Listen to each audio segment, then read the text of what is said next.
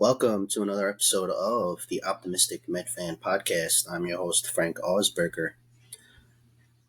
And let's dive right in. So, on today's episode, we're going to talk about the last week. Started off good, but ended kind of bad. Did not play good on Father's Day. We'll get into that. We're also going to talk about my Mount Rushmore series. Last week we did shortstops. This week we're going to be talking about third base. So I'm very excited about that because, as all you guys know, my favorite Met is actually on that list, David Wright. So we'll talk about him. We're also going to talk about where the Mets are in the standings. We are still in first place, but because we've been losing a little bit, we lost some ground to the Phillies. But we'll hopefully go on the road and take care of business. We're also going to talk about Pete Alonso's home run chase. He's getting closer to the all-time record, so that's exciting. And we're going to talk about Ronnie Mauricio. So I know last week I mentioned he made his debut, so he's actually looking pretty good at third base. So we're going to dive into all of that, a little bit of Juan Soto talk, a little bit of Francisco Lindor talk. Like always, though, I want to thank everybody who has liked and subscribed to the podcast so far. Also, getting a lot of followers on TikTok and Instagram. So I want to thank everybody for that real quick. That's really cool. You guys keep liking what I'm doing. Every little bit helps to keep this thing going. So I really appreciate you guys. So let's dive into a little bit of a review of what happened last week. So we have 9 games since we last spoke. So Friday, it was a 4-2 win. Alonso, Lindor, of course, were the heroes. That was the first game in Colorado. Lindor got the game-winning pinch hit double, actually coming back from a broken toe. So that was pretty cool, showing some captain vibes right there. Senga pitched in that game, had 6 innings, 6 strikeouts, 1 earned run. Got a no decision, did not get the win, but looked pretty solid, like always. Saturday was the 8-1 win. Pretty easy game for Clay Holmes.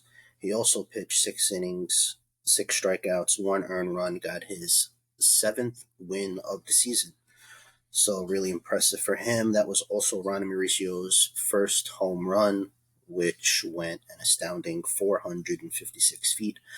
The longest recorded home run of the season so far. So that was pretty cool that his first home run of the season was the longest, even though it wasn't Colorado. So you take it with a grain of salt. All flies there, but really good to see him coming into shape. Really good prospect. Sunday was the 13-5 win. This was the 2 home run game by Pete Alonso and Jeff McNeil.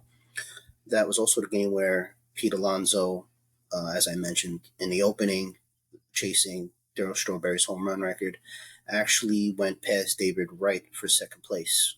So David had a really cool video on social media congratulating him becoming the second place leader. So Pete's at 243 home runs right now, 9 away from Darryl Strawberry's record. He needs 10 to break it. There's a possibility he might break everybody else break, so we'll see. Then we had Monday's game was they were back home. They won 5-4 against the Nationals. This was the extra inning game where McNeil got the game-winning base hit. Jeff McNeil really turning around his season as of, I believe, Father's Day game yesterday. He was batting .270 with 7 home runs already. So really looking like the old Jeff McNeil. So that is definitely good to see for the New York Mets. That was also a game where Griffin Canning did not look sharp, but was kind of serviceable. He went 5 innings and gave up 4 earned runs. This is kind of what you should expect from Griffin Canning going forward. I know that a lot of guys were excited, myself included, about his quick start. But, we can't expect Griffin Canning to pitch to a sub-3 ERA every day. So, I think he's coming back down to earth a little bit, but still being really, really serviceable for the New York Mets. Tuesday was a 5-0 win. This was probably the best game of the series for me. Did get a little bit emotional watching this game because, as everybody knows, David Peterson is one of my favorite pitchers on the team. I did predict earlier in the year that I thought he was going to possibly make the All-Star team, possibly be one of the best pitchers on the staff. So far, so good. Looks like my prediction might come true because this was, of course, the game you guys remember was a masterclass performance by Peterson, a complete game shutout for the New York Mets. First time this year that that's happened. Went a complete 9 innings, 6 strikeouts, no walks, and got his ERA down to 2.49. So pitching close to like ace form. I know that Kodai Senga's the ace, but in my eyes, I believe it's David Peterson. So, congratulations to him on that great achievement. Complete games in today's game doesn't come around that often. So I thought that was pretty cool. Wednesday was the 4-3 win. This was won pretty early. This was the Jeff McNeil 3-run home run in the first inning game. Again, looking like the old Jeff McNeil. Senga did get the win. Little sad news, though, in this game. He did get his 7th win, but did get hurt due to a bad throw to first base by Pete Alonso. And looking on the replay, it looked like both players kind of made a mistake on this play. I know a lot of guys are going to say, oh, you're defending Pete. I'm not really defending Pete Alonso. It was a terrible throw. But looking at the replay, it looked like Senga landed weird on the base. And I felt, the play was already lost at the beginning once Pete threw the ball pretty high and off the base. Senga, I thought, and I mean, this is looking at replays over and over again, so it's hindsight. But, landed on the base kind of awkward. I thought maybe he should have landed next to the base and just gave up the play. But, you're not thinking that in the moment. As an athlete, I know that. So, hurt his hamstring. Is going to be out. I think Mendoza said 2 weeks. He's going to sit and rest it. And then it's a low-grade strain to the hamstring, so he won't be out too long. Probably like a month and a half, if there are any setbacks. But, the medical team looks pretty confident he'll be back within a month.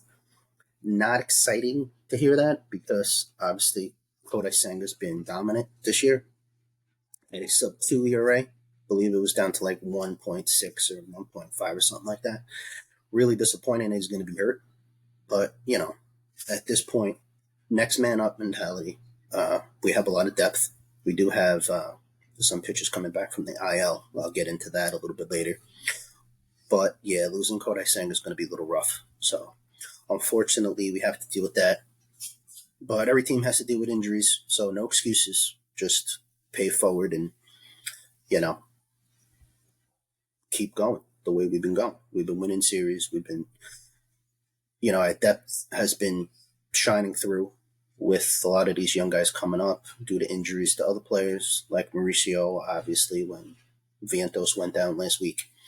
So, in Metland, we don't make excuses like other fan bases. We just pay it forward. So, however, the next series against the Rays was not good. First home series that we got swept. Didn't really feel good watching any of these games. Friday was Clay Holmes' start. He went 5 innings, gave up 1 run, was looking pretty sharp. There was a little bit of controversy online about this loss. A lot of Met fans were kind of back and forth with it. I was chiming in as best I could to be the voice of reason. But, I know a lot of my Met buddies, Jorge and Carlos didn't want to hear it. Shout out to those guys. Love you guys. Always opinionated. We always get on each other's nerves. The one text they always kind of get on me is, don't you start with your stuff, because I always kind of look at, the positive of everything. I try to be optimistic. That's why I made the title of the podcast that. But, I understand Met fans are going to get upset about Clay Holmes being taken out early. The thing I thought was, or at least I kind of read between the lines, was this is his first time being a starter. As you guys know, Clay Holmes was the closer / 8th inning reliever for the Yankees for years. And his total innings was always around 73, 75. Going into this start, he was at 73 innings already. So he was already at his innings limit from last season. Going into the season, I thought that his innings as a starter his first year were probably going to be around 130. Maybe if we were lucky, 140.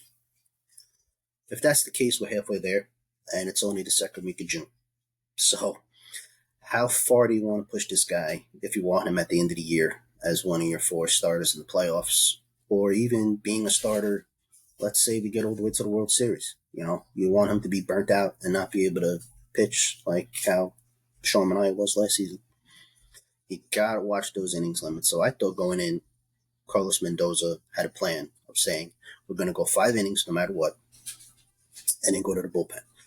The problem was he chose the wrong guy to start it off. He had Escar Brazaban warming up in the bullpen. Then the Mets scored a bunch of runs, and they were up 5-1. And then he changed his mind with Jeremy Hefner, the pitching coach, and they decided to warm up quickly Paul Blackburn. Doing that was a mistake because I feel like Paul Blackburn shouldn't be coming out of the bullpen. I think he should be one of our 6 starters right now because his outings out of the bullpen have not been good. And if you have a game plan of going with one guy who's already warmed up and ready to go, you should have just went with that guy. He's been one of your best relievers. Again, this is the 50-50 hindsight. You can't really predict what guys are going to do coming out of the gate. But Brazaban's been one of our best relievers. So just stick with the game plan and, go forward with that. That was my only issue with Mendoza managing this game. And then, obviously the wheels just fell off and we never recovered, even though we lost 7-5. These type of games are going to happen. And I think going forward with Clay Holmes, Met fans got to just chill out a little bit. Understand he's a first-year starter. And he's not, if we want him to go deep into this season, I thought he was going to go probably 100, like I said, 130 innings. And if that's the case, he's probably going to go into September with that pitching number of innings pitched. Then we throw him in the bullpen. I think that has been the game plan from day one. So, just on social media, I think Met fans need to chill out with Clay Holmes. I'm a fan of Clay Holmes. I think he's doing great. But we don't want to burn him out like we did Sean Manaea, who also overpitched last season also for the first time. Even Sean Manaea admitted to that. So, this is something that I think the Met pitching staff and, Jeremy Hefner and the guys in the pitching lab, all the analytic guys are paying attention to pretty closely. So just keep that in mind when Clay Holmes pitches, because I thought online it was a little bit crazy Friday night when the Mets lost because of that they, were getting overly excited about Mendoza's decision. I think that was a decision he made at the beginning of the game. I don't think that was a decision he made, let's take Clay Holmes out after 80 pitches. I think that was game plan from the start of the game, and it just didn't work well because the bullpen blew the game. So let's just give Carlos Mendoza a break on that. I know that's not what Met fans want to hear, but again, on this podcast, I'm not going to burn my manager. I think Carlos Mendoza has been the best manager in the National League the last 2 years. So Saturday was another loss. This was 8-4. We had no chance of winning this game from the start.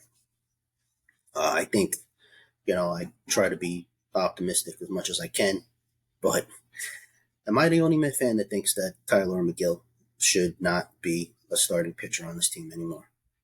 He went 3 2/3, 6 runs given up, 3 were earned. There was some bad defense behind him too, but from the start, you can see his body language on the mound was not good. I pay attention to this with starting pitchers, the body language. He was walking around the mound, kicking the dirt. He was playing with his glove. He was, looking into space every single time he didn't make a good pitch. I'm kind of getting frustrated with him because I thought he turned the corner this year in April. Obviously carrying over what he did at the end of 2024. Very disappointed in Tyler McGill right now. Can't wait for these other guys to come back so we could see where all these other guys fall at the back end of the rotation. And with that said, just a really bad loss all around. Really nothing positive to say about it. They did score 4 runs, but it kind of meaningless because they were getting blown out the whole game. Sunday on Father's Day, uh, this is a game I kept looking on my phone. I was actually out for half of Father's Day. 9-0 loss. Oh boy, Griffin Canning. The tale of two different pitchers. The last couple of starts. This start by far was his worst. Went 4 1/3 innings, 6 earned runs. Uh, just looked terrible. I'm hoping this is not going to be a trend going forward with him. I hope Jeremy Hefner and him could, in the week ahead, look at what was going wrong. Looked like his stuff just wasn't good. Looked like his control was off. Looked like he wasn't in control of any of his pitches. And he's a guy who relies on his secondary pitches because, as all you guys know, he pitches kind of backwards, meaning that he throws his off-speed stuff and his secondary pitches to start the at-bat, and then he throws his fastball late. If your slider and your curveball and changeup aren't working from the beginning, and you're Griffin Canning, you're kind of screwed from the get-go. So, I know it was a rainy day. It was kind of a crappy afternoon, a lot of rain. It was like a misty rain, even when it wasn't coming down. That possibly with the moisture could have had something to do with it. I don't want to make excuses for him, but, hopefully he could fix it. We're going to need him on the road trip. His next start being against Philly. We'll get into the road trip that's coming up soon too. And also in this game, Ryan Stanek, who I know a lot of Met fans like. I kind of like the postseason Ryan Stanek. Could I just get him and not have him during the regular season? Because he's been pretty brutal the last couple of outings. Came in, tried to hold that 6-0 deficit, gave up 3 runs. Listen, I know we had our chances in this game to come back early. We had bases loaded and Pete Alonso struck out. But, Ryan Stanek, geez, man, even when we have a lead, it's like you're having a heart attack when this guy comes into the game. When he was good early on, all these guys were. But I think some of these pitchers are just coming back down to earth. Again, on social media, I'm on a Met thing on Facebook where a fan was in panic mode already. Listen, this was just a bad series. She was talking about how the pitching lab and how, is something wrong with the pitching lab? Is something wrong with Jeremy Hefner getting these guys ready for games? Or the Mets exposed as a franchise. I heard another fan say that on this Met group chat that I'm on Facebook. It's 3 games, folks. Okay, we had a bad weekend. You want to try to put that in the back of your head. Anytime the Mets have a bad week or a bad series, I always go back to, I know a lot of you guys are probably going to laugh at this because it doesn't have anything to do with baseball, but anybody who's seen the show Ted Lasso, I always go to a classic line, be a goldfish. I think all athletes and fans of the game need to kind of do that because you're going to have your bad days. You're going to have your good days. But any athlete or anybody who's played sports knows you got to have a short memory. So, I've kind of already put the Tampa Bay series in my rearview mirror, and now I'm looking to a huge road trip, which I'll get into real quick before I get into my next segment. We have to win games against Atlanta and Philly this upcoming week on the road. We have, 10 games, I believe? Yeah, we have 7 against Atlanta and 3 against Philadelphia. We have a 6-game road trip first, and then we come back home, face Atlanta 4 straight games. We need to win the majority of these 10 games. Realistically, I think we're probably going to be 6-4. I would like to be 7-3, 8-2. I think we can do this. On the road, let's just realistically say, let's just play better baseball. I know fans are going to say, you should say, let's go 4-2. I'm not going to say that only because I feel like we need to start playing better defense. We need to get back to playing Met baseball. I would be completely satisfied with going 3-3 on this road trip. Let's play better baseball. Let's get back to doing what we got to do. If you're 500 on the road, you're doing a good job. You want to win the majority of your games at home.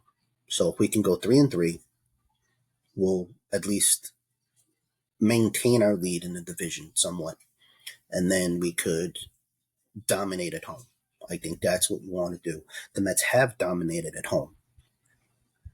We are 27-10. Looking at my notes, 27-10.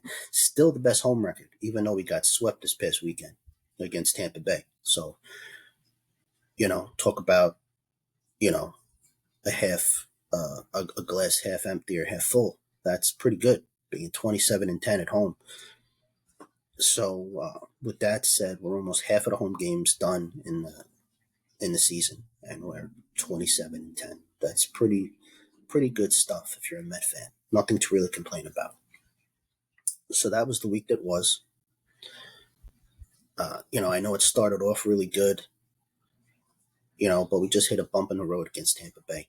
The last 2 years we hit Tampa Bay, and they've really, I don't want to say like other Met fans that exposed us, but something about playing Tampa Bay just doesn't suit the Mets. So, hopefully the Mets can figure them out like the rest of the American League East. For some reason, we just don't play well against Tampa Bay.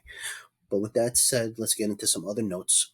So like I said, Pete Alonso, 243 home runs. Having an all-star type of season. Really a career year if you look at a lot of his numbers. Leading the league in doubles with 22 right now. Has 17 home runs. Has 63 runs batted in. And batting 301, I think it was 301 going into Sunday. So he went 0 for 4. So that dropped a little bit below 300. But still, really great stuff from Pete Alonso. So, voting is out now for the All-Star game. Let's vote Pete in. Right now, I think him and Francisco Lindor should make the All-Star team. Right now, the text I just received, I wanted to talk to you guys about. Francisco Lindor, Met fans are doing a great job voting for him. Over 1 million votes right now. So let's try to keep going on MLB.com and keep voting for Francisco, our captain, our leader. This guy is the heart and soul of the Mets. Let's get him into the All-Star game at least. Last year I felt he got snubbed. I think he got snubbed, with a Gold Glove as well. So let's get him into the All-Star game. I know that'll be something he'll appreciate. He loves us. We love him. Number 12, Francisco Lindor, our guy. Let's get him in the All-Star game, guys. Keep voting him in. You can vote 5 times every day. Just keep getting those votes in because I really want to see him in the All-Star game this year. With that said, another guy that's been turning it around, just looking at his June numbers, Juan Soto, his resurgence looking like the Juan Soto that we signed to that $765 million contract. Saw a lot of the Soto shuffle, a lot of the cockiness that we all love about him. Even sometimes taking a pitch or fouling a pitch off and then doing that little funny smile and nod that he does.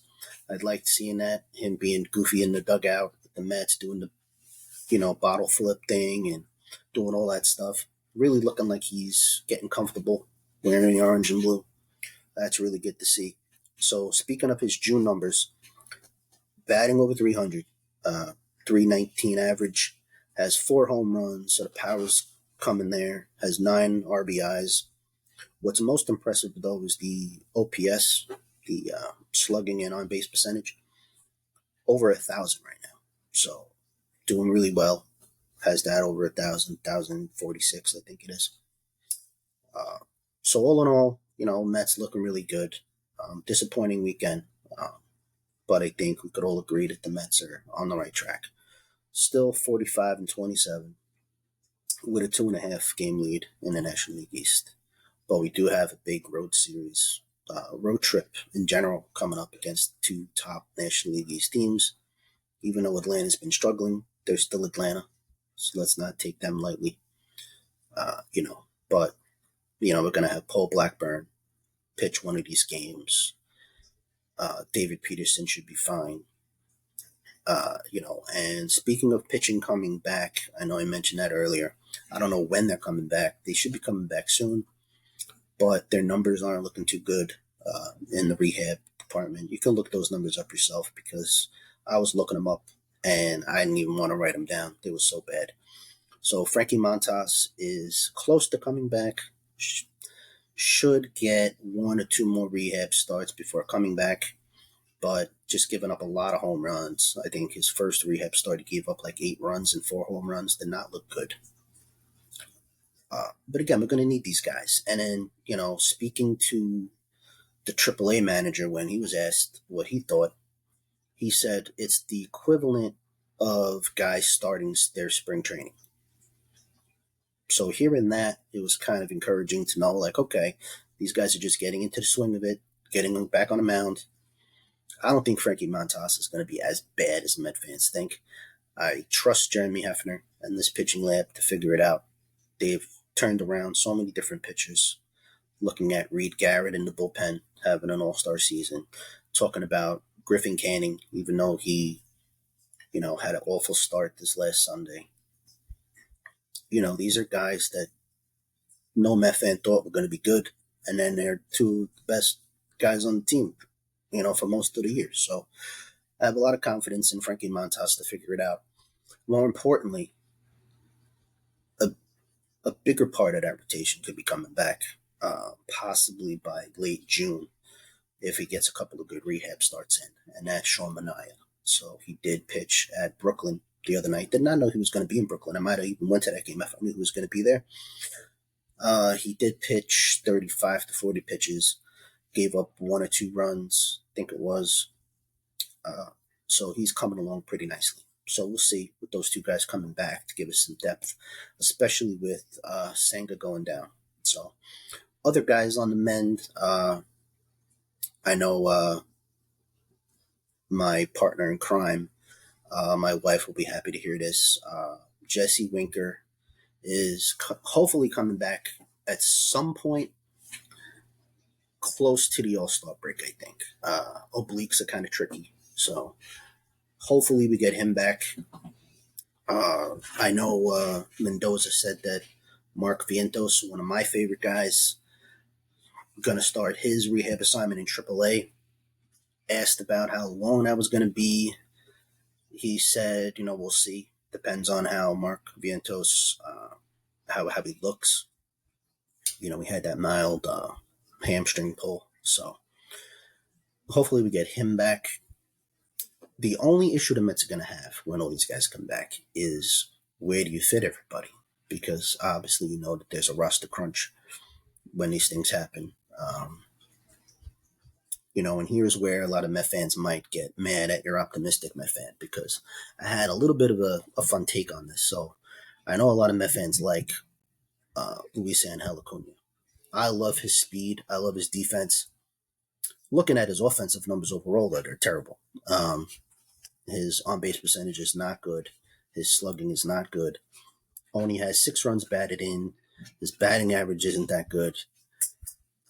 He looks like he needs a little bit of work with his offense. And that's okay, because when you think about it, here's a guy that really didn't have a lot of time in AAA or didn't take AAA seriously. I think him going down to AAA at some point this season could benefit him tremendously. And that's not saying that he won't be, brought back up. I just think that with the emergence of these other young guys, like a Britt Beatty, like a Ronnie Mauricio, who can give you solid defense in the infield and give you more productive offense, is more beneficial to this Met team right now.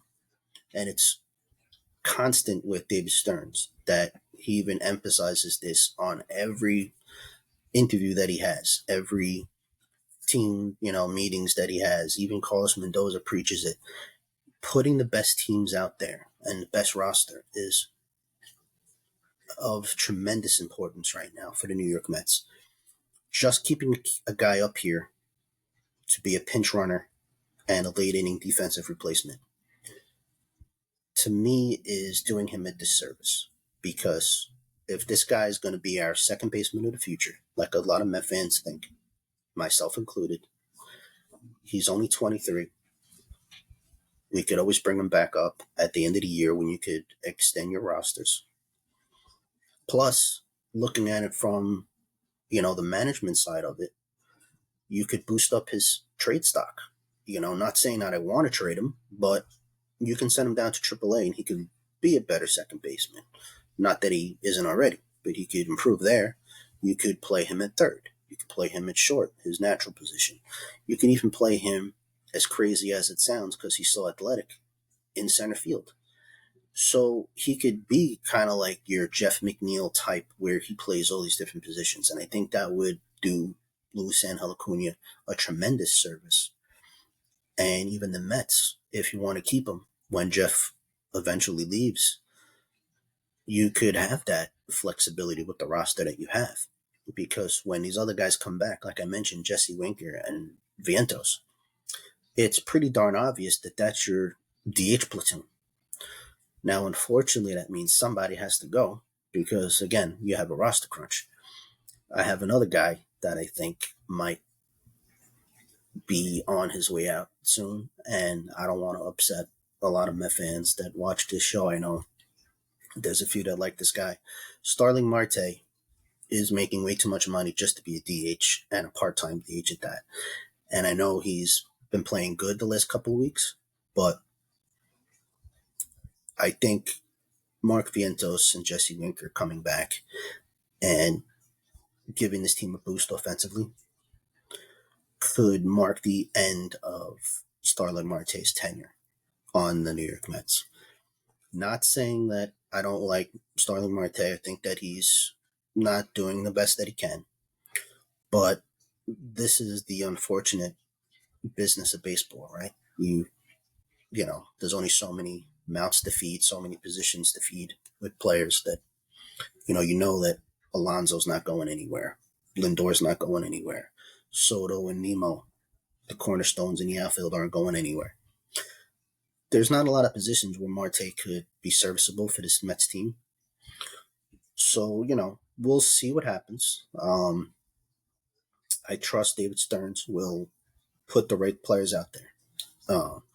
With that said, though, I think, this Met team is in a good position to do some really great things. And pretty excited for the week ahead. Rivalry week with the Atlanta Braves and Phillies. So with that said, before I get into my next segment, please, if you enjoyed this episode, continue to like, subscribe, and follow me on all the other social media platforms like TikTok and Instagram. Really appreciate you guys and thought this was a really fun episode. My last segment coming up is something I've been taking a lot of pride in, just because of the research aspect of it, was the Mount Rushmore series that I've been doing. The reason I say that is because you learn a lot about maybe players you didn't see.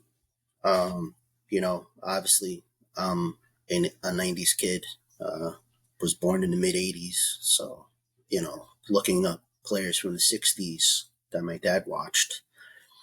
I know I spoke to him on the phone the other day for Father's Day, and he was like, "Hey, I'm really liking some of these things that you're doing. You really know your Met stuff. I raised you right," and we laughed, and had a nice little moment. It's really nice to do the research of a lot of these older players from the 60s and 70s. Going down memory lane and remembering certain things from players that I used to watch. And I'm going to hit on a couple of those when I do this next series. So this is the third base Mount Rushmore of the New York Mets, as I see it. And before I do every Mount Rushmore, I usually admit to you guys that yes, it is a little biased, some of my picks, but looking at the Met history, I try to be fair and I try to look at guys that meant a lot to this Met organization, position wise. And I work really hard at picking the top four that I think deserve it the most, and who I think when I think of these positions, who are Mets, right? Like you say, certain Met players could play on the team, but they don't always, get that longevity of when you talk about them with your friends, pregame and at the games. Are these really New York Mets, or did they just play for the New York Mets? So, going into it, you'll kind of get the vibe of where I'm going with this. And again, hit me up with your Mount Rushmores of the positions. At the end of this, I'm going to do an all-time Mount Rushmore, which I think are the four guys you think of when you think of the New York Mets. I'm very excited to do that one. But we've got a lot more positions to get to. So, without further ado, my third base Mount Rushmore. So, I've been stalling because obviously I'm going to get, a little choked up about David Wright. They're retiring his number this year. So, David Wright is the first guy, and I think he's third base for the New York Mets when you think of the New York Mets. Played for the Mets for 14 seasons, had two Gold Gloves in 2007 and 2008, won a Silver Slugger Award in 2007 and 2008 for third base, played in the 2015 World Series, was our captain that year. I know he was injured for most of that year, but he did come back and battled through a lot. Had a great home run moment in the World Series that I'll always remember in Citi Field. So that was pretty amazing. Had 1,777 hits all time. Is now the third home run leader of all time with 242. Has 970 RBIs, 196 stolen bases. Was part of the 30-30 club for the New York Mets. Had 390 doubles, 949 runs scored, and an amazing 296 lifetime batting average for the New York Mets. Had a 491 slug, had a 376 on base percentage. Was a 7-time All-Star. Made it from 2006 all the way through to 2010, and also made the All-Star team in 2012 and 2013. So David Wright, and I always remember David Wright for being just an amazing fielder. You always thought every single time the ball was hit to him, he was going to be able to make a play. I remember one play that I know a lot of Met fans remember, and even my friend sent me this recently, was that bare hand diving play he made at third base. Pretty amazing stuff. No pun intended. But David Wright definitely wore the Met jersey with pride. When you think of him, you think of what being a Met really means, and just really, really a pleasure to see him play his whole career as a New York Met. So David Wright is the first member of the Mount Rushmore third base team. Howard Johnson, 1986 fans, where are you? Let me know. He was a fixture of that 1986 World Series team. He played 9 seasons with the New York Mets, won a Silver Slugger Award in 89 and 91, was a 2-time All-Star at third base in 89 and 91 as well, had 997 hits, had 192 home runs, 629 RBIs, 202 stolen bases, was also part of the 30-30 club for the New York Mets. I believe it was 3 times in 87, 89, and 91. Looking at my notes, had a lifetime 251 average, 259 slugging percentage, and a 340 on base. So pretty solid stuff from Hojo. Also, he was kind of one of those guys on the 86 team. I just know this from actually watching some of the videos on SNY. They did a great documentary about the 86 team. He was one of those guys that were kind of like one of those unsung heroes on the team. Ron Darling always mentions that on SNY broadcast, how Hojo was one of his boys on the team. Really a solid guy. Kind of gets overlooked because they had so many stars on that team, like Strawberry and Keith Hernandez and Mookie Wilson and Gary Carter and all these guys. Even Doc Gooden. There were so many great Mets on that team that sometimes Hojo gets overlooked. So really great to give him this honor of being on the third baseman Mount Rushmore team. The third member, and he played the least out of the four guys that I chose, but I thought he was very impactful for that time period of the New York Mets. And that guy was Robin Ventura. Um, again, this is a guy that I grew up watching when I first became a Met fan. Really got involved in the Mets. And everybody was Mike Piazza guy. Even I was. But Robin Ventura was kind of like his Robin to his Batman type of thing. Like I said, played 3 seasons with the Mets from 99 to 2001. In 99, he was part of that amazing infield defense, greatest infield of all time. Won a Gold Glove that year in 99. Made it to the 2000 World Series, helped lead them to that World Series. Classic moment with him was that Grand Slam single. And I know a lot of people say, what the heck is that? But as fans know, when you hit a home run, you got to circle all the bases when you hit a home run. And being that the Mets only needed 1 run to beat the Braves that day, the Met fans went nuts when he hit that. And the team went nuts when he hit that over the wall in right field at Shea Stadium.